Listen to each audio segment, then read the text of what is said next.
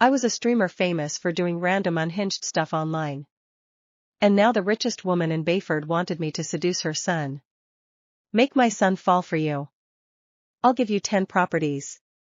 Houses, apartments, condos. For a second even I thought, okay, this is insane. Marianne Jensen looked at me like I was her last hope. Please. I'm out of options. Ever since he was little, I kept pretty girls around him. When he got older, I introduced him to every type of girl possible. But he's 30 now and has never dated anyone. Then she lowered her voice. I think something's wrong with him. Like those billionaire guys in drama shorts. Maybe he only likes weird girls from the bad side of town.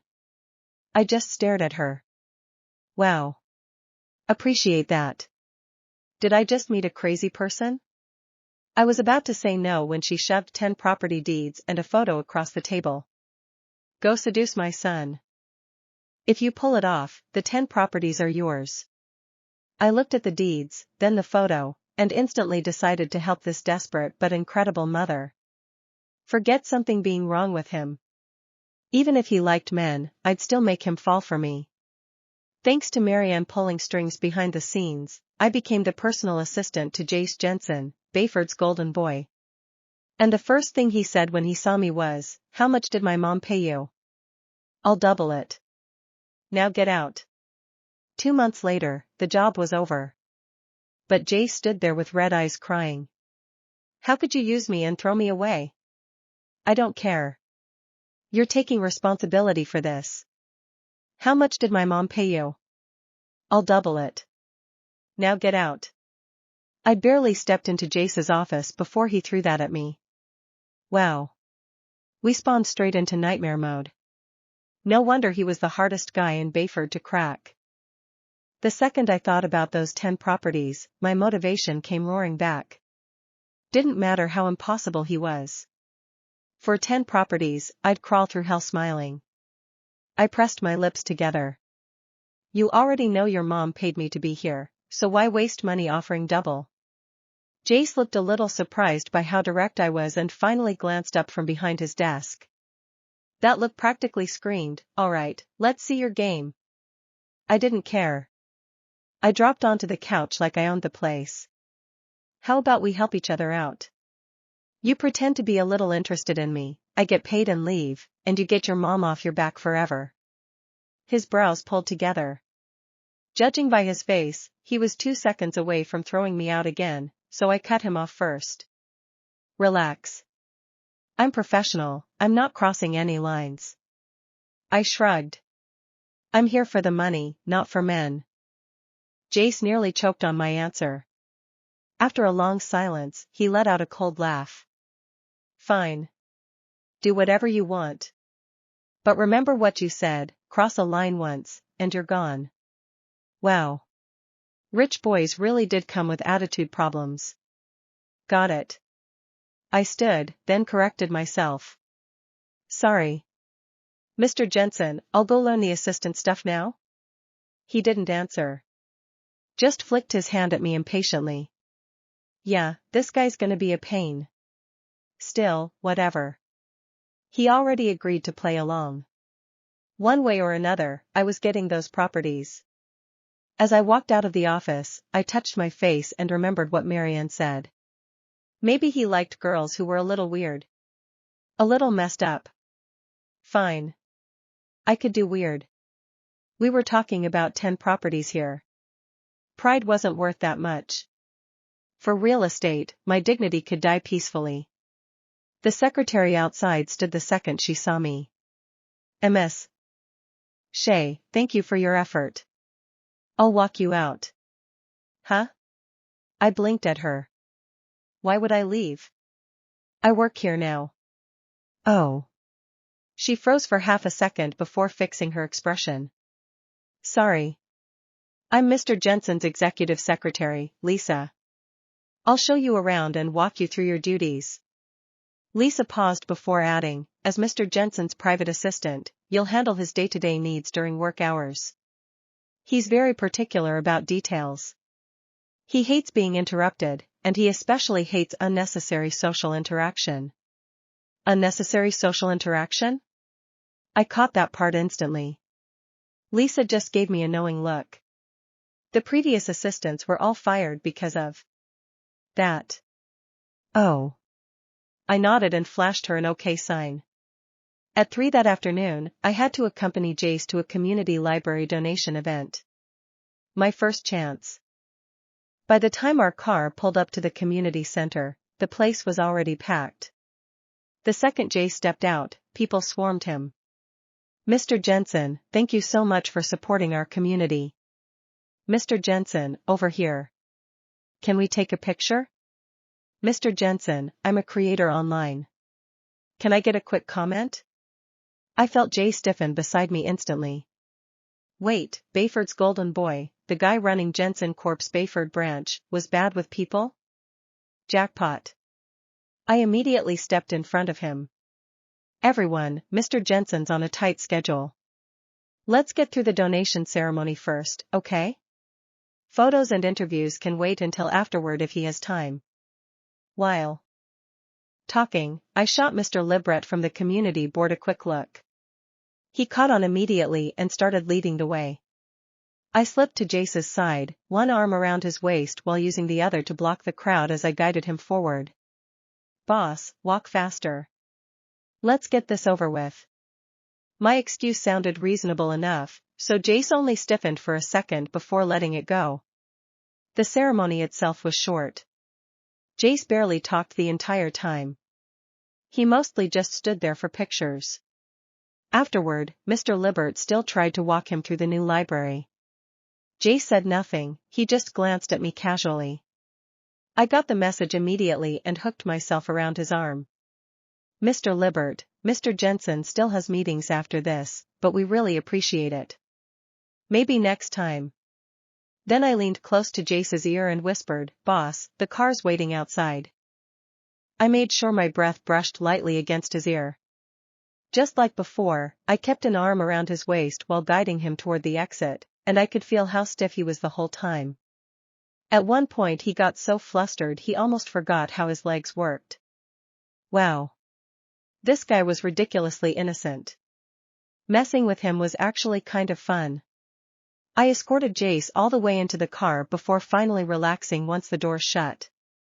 Damn. That tiny event was more tiring than a full-on livestream battle.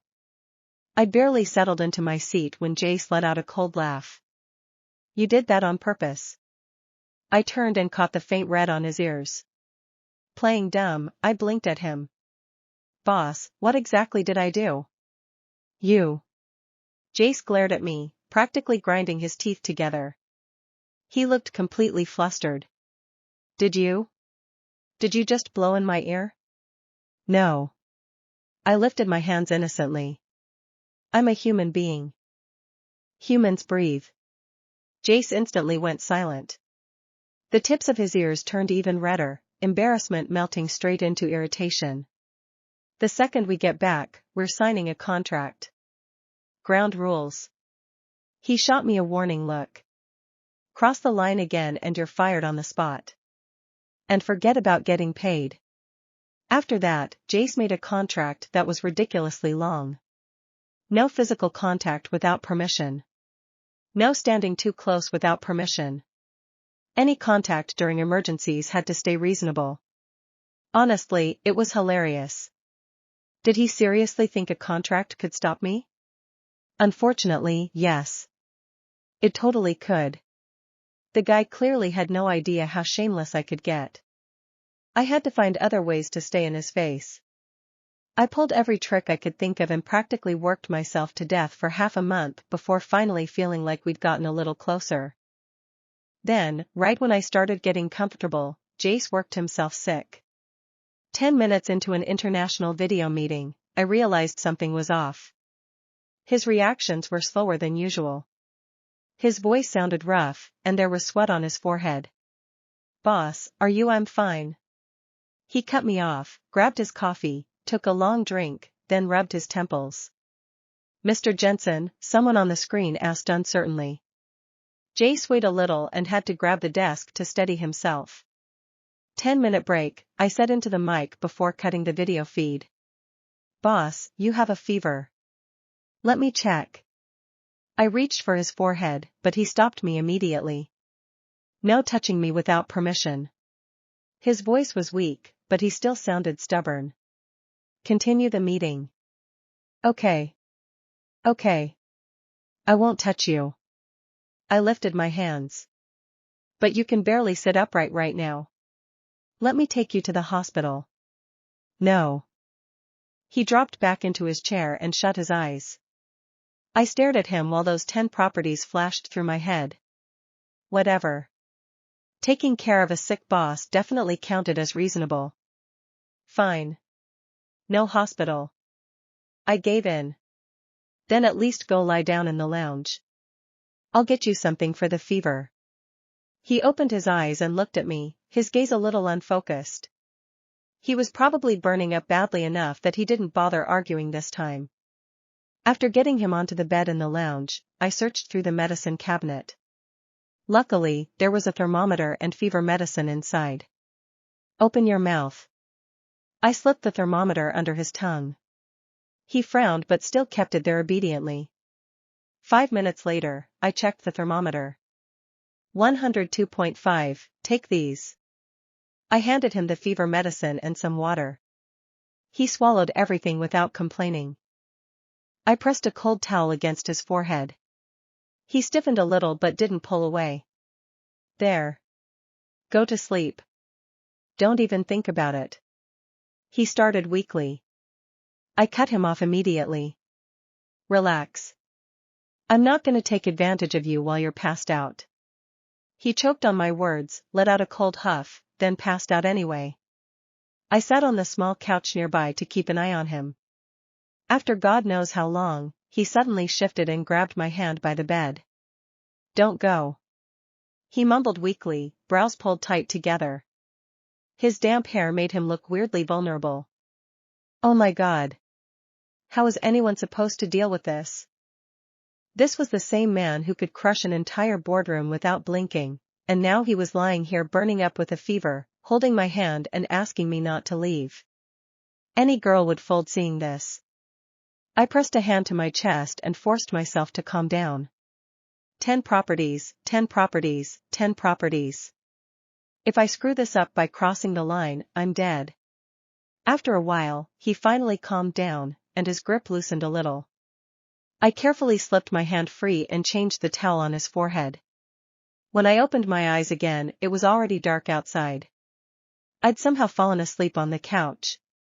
I stood up and noticed Jay starting to wake, so I leaned over to tuck the blanket around him tighter, and casually touched his face while I was at it.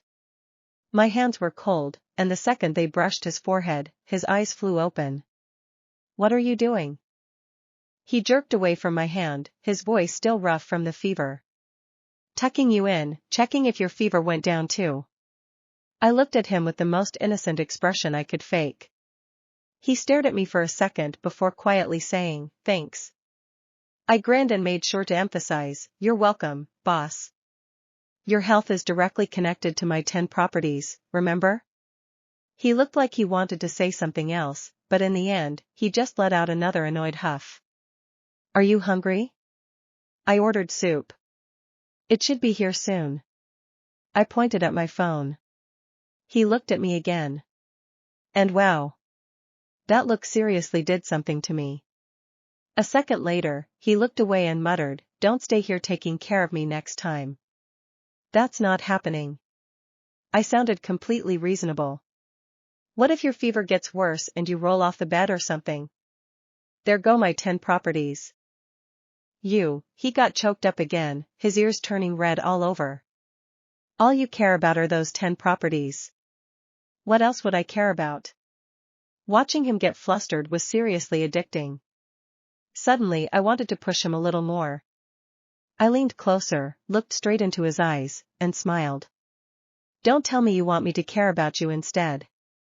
The second I saw Jace's breathing catch and panic flash across his face, I felt completely satisfied, and leaned back right away. That wouldn't be good though. I smiled innocently. I'm very professional. But before I could pull out of his space completely, he suddenly grabbed my wrist. Sherlyn, what exactly does professional mean to you? He looked straight into my eyes. Does it mean flirting with me and then running away every time? Now it was my turn to panic. Boss, I tried to pull my hand back. You're crossing a line here. To my surprise, he pulled me even closer instead. And what if I am? He shot back. I made the rules. I decide what counts. Okay. The fever seriously got to his brain. What is he doing right now? Fine. If he wanted to play, I could play better. I gritted my teeth, shut my eyes for half a second, then let him pull me closer. I gritted my teeth, shut my eyes for half a second, then let him pull me closer. The room suddenly felt way too quiet. Jace froze. For someone who just acted so bold, the moment I actually stopped resisting, he looked even more panicked than I was. His gaze dropped to my face. Then immediately darted away. Then came back. Then away again. I stared at him. He stared at literally everything except me. Finally, I broke first. Boss? Boss? What? Are you buffering? The tips of his ears turned bright red. I nearly laughed. This man. This terrifying business genius. This ruthless corporate monster. Had apparently never survived direct eye contact with a woman before. His grip on my wrist loosened slightly. I took the opportunity to poke his shoulder. See? Fever. His expression darkened instantly. I'm not sick. You were unconscious 6 hours ago. I'm fine now. You tried to negotiate with a coat rack. Jace went silent. I smiled sweetly. You told it quarterly profits were non-negotiable. I have video. His eyes widened. You recorded that? For legal reasons. Delete it. No. Delete it. Never. For the first time since I'd met him, Jace actually looked horrified. And somehow, it was adorable. Dangerously adorable. Which was exactly why I immediately reminded myself. 10 properties. 10 properties. 10 properties. The next morning, I arrived at work feeling victorious. Progress had clearly been made. Jace no longer looked at me like I was a criminal. That was growth. Then I walked into the office. And froze. There was a giant bouquet of roses on my desk. A huge one. The kind rich people bought when they wanted everyone in a 5-mile radius to know they had money. Lisa nearly choked trying not to smile. Good morning. I pointed at the flowers. What is this? She looked away. Mr. Jensen sent them. I almost dropped my coffee. What? At that exact moment, Jay stepped out of his office. The second he saw the flowers, he looked annoyed. Very annoyed. Like he regretted every decision that had led him to this moment. I pointed between him and the bouquet. You bought me flowers? No. Lisa literally just said. They were a thank you gift. Oh. I nodded. Then grinned. So you bought me flowers. His ears turned red again. I was being polite. Of course. Professional appreciation. Absolutely. Stop smiling like that. I smiled wider. The man looked one step away from filing a lawsuit against my face. Unfortunately for him, things got even worse. Because that afternoon, Marianne Jensen appeared. Unannounced. The moment she entered the office and saw the flowers, her eyes nearly popped out of her head. Then she looked at me. Then at Jace. Then back at me.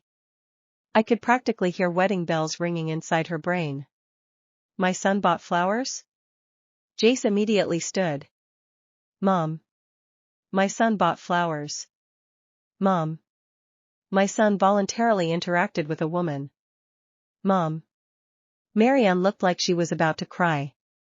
Actually cry. She grabbed both my hands. Sherlyn. Yes? I always believed in you. You hired me 3 weeks ago. And I was right. Jace looked ready to jump out the nearest window.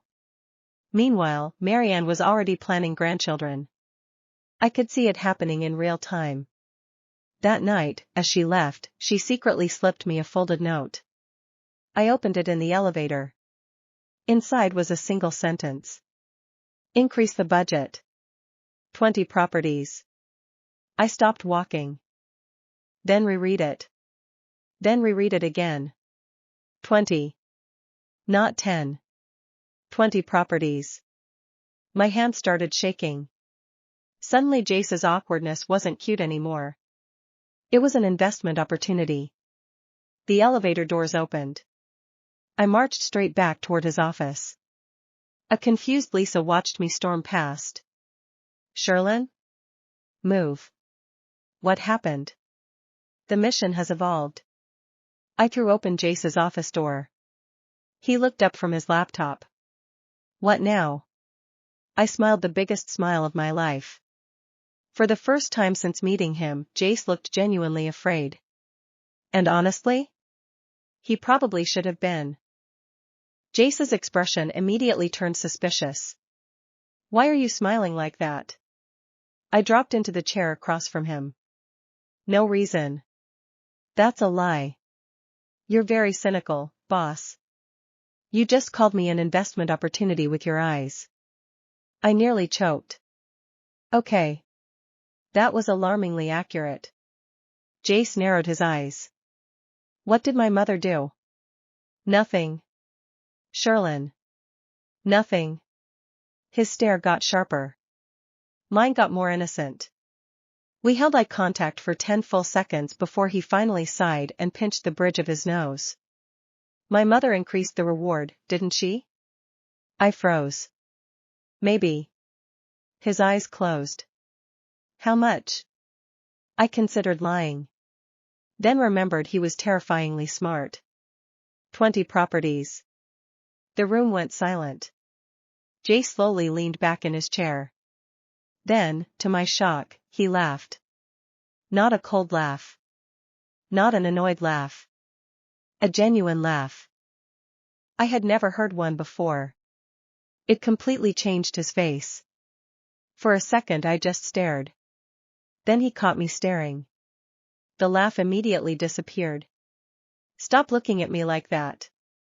Like what? Like you've discovered a new species. I kinda have. His ears started turning red again. God, this was becoming my favorite hobby. Unfortunately, my life became significantly more complicated 2 days later. Because that's when Jace's ex-fiancée showed up. Apparently, years ago, the Jensen family had arranged a marriage with another wealthy family. The engagement never became official. The woman eventually left Bayford. Everyone assumed it was over. Apparently, everyone was wrong. The office doors opened. A gorgeous woman walked in wearing designer clothes and enough confidence to start a small country. The entire floor fell silent. She walked straight past everyone and stopped in front of Jace's office. Tell him Evelyn Hart is here. Lisa immediately looked stressed. Very stressed. Oh no, she muttered. I looked at her. You know her? Everyone knows her. Well. That sounded promising. 5 minutes later, I was carrying documents into Jace's office when I walked straight into a battlefield. Evelyn sat across from his desk. Jace looked exhausted. Which was impressive considering she had only been there 10 minutes. The woman glanced at me. Then slowly looked me up and down. I smiled. She didn't. Interesting. Your assistant? She asked. Jace nodded. Evelyn laughed softly. That's new. Something about that laugh annoyed me instantly. The kind of laugh people used when they thought they were automatically better than everyone else. I handed Jace his documents. Before I could leave, Evelyn suddenly spoke. Actually, stay. Jace frowned. So you can tell me. She folded her hands. Is she the reason you've rejected every woman for the last decade? I almost dropped the folder. Jace nearly dropped his pen. What? What? We spoke simultaneously. Evelyn looked completely serious. I've spent years trying to figure out why you never dated anyone. Her eyes landed on me. Now I understand. Jace looked horrified. I looked offended. Ma'am, respectfully, I've known him for a month. Evelyn shrugged. That doesn't really disprove anything. Jace stood up so quickly his chair rolled backward. Enough. The room immediately went quiet. His voice was calm. Dangerously calm. Evelyn. She blinked. I have never led you on. His gaze didn't waver. I never asked you to wait for me. Silence. The confidence she'd walked in with finally cracked. Just a little. I know. Then stop. The words landed like a hammer. For the first time, I felt a little bad for her. A little. Then she looked at me again. The sympathy disappeared immediately. You really like her. I nearly inhaled my own tongue. Jace froze. The room froze. Time froze. Even the air conditioning seemed to stop. 3 seconds. 4 seconds. 5. Then Jace calmly looked her straight in the eye. And said. No. I immediately relaxed. Good. Normal. Reasonable. Then he continued. Not yet. My soul left my body. Evelyn stared. I stared. Jace stared at his desk like he hadn't just detonated a bomb. The silence became unbearable. Finally, Evelyn stood. For the first time since arriving, she looked genuinely defeated. She laughed once. A sad little laugh. Then she grabbed her purse. Well. She looked at me. Then at him. Then shook her head. I guess your mother finally found someone insane enough. And with that, she left. The office door clicked shut. Silence. I slowly turned toward Jace. Jace refused to look at me. I turned my entire chair. He turned his entire chair away. Boss. No. Boss. No. What was that? His ears were bright red. I don't know. You don't know? I had a fever recently. That was 3 weeks ago. The symptoms linger. I stared at him. He stared at the wall. Then his phone rang. Saved by technology. He immediately answered. Jensen. His expression changed instantly. The embarrassment vanished. The CEO was back. But after only a few seconds, his face hardened. What happened? The room suddenly felt colder. I watched him stand. His jaw tightened. When? A pause. Then. I'm coming now. The call ended. Jace grabbed his suit jacket. What happened? I asked. For the first time all day, he looked completely serious. My grandmother collapsed. Every trace of humor disappeared. Because everyone in Bayford knew one thing. If there was one person Jace loved more than anyone else in the world, it was his grandmother. And judging by the look on his face, something was very, very wrong. The drive to the hospital was the quietest I'd ever seen Jace. His hands were clenched so tightly his knuckles had turned white. For once, he wasn't the untouchable CEO everyone feared. He was just a grandson terrified of losing someone he loved. When we arrived, Marianne was already there. Her eyes were red from crying. The moment she saw Jace, she hugged him. She's stable, she whispered. The doctors got her blood pressure under control. The tension in his shoulders finally loosened. Not completely. But enough. We spent the entire night at the hospital. Around 3 in the morning, I found Jay sitting alone outside his grandmother's room. Neither of us spoke for a while. Then he suddenly said, "When I was little, everyone expected me to be perfect." I looked over. He was staring at the floor. My grandmother was the only person who didn't. A small smile appeared on his face. She used to sneak me candy when my tutors weren't looking. I laughed. I can absolutely picture that. She also hit a paparazzi with her purse once. What? She said he deserved it. I burst out laughing. For the first time that night, Jace laughed too. Then his smile faded. What happens when your job ends? The question caught me off guard. I knew exactly what he meant. The fake arrangement. The contract. The 20 properties. All of it. For months I'd treated everything like a game. A mission. A paycheck. But somewhere along the way, things had stopped being simple. I looked at him. Really looked at him.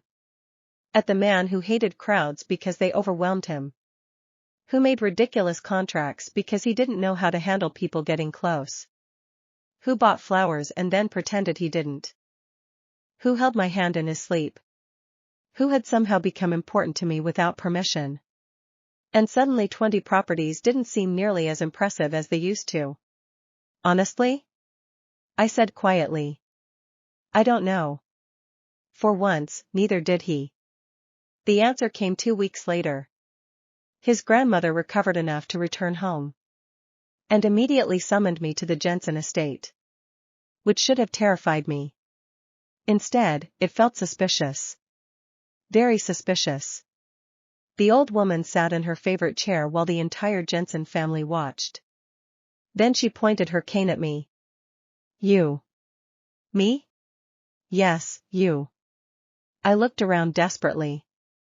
Nobody helped. Not even Jace. Traitor. His grandmother nodded decisively. You're staying. I blinked. Staying where? With my grandson. Marianne immediately looked delighted. Jace looked like he wanted the floor to swallow him. The old woman smacked his arm with her cane. Stop making that face. Then she turned back to me. He talks about you. The room exploded. Grandma. He does. Grandma. He smiles now. Grandma. The old woman ignored him completely. Then she reached into a drawer and pulled out a folder. A familiar folder. Property deeds. 20 of them. I stared. Marianne stared. Jay stared. His grandmother handed them directly to me. You earned these. My brain stopped functioning. Wait. Really? Really?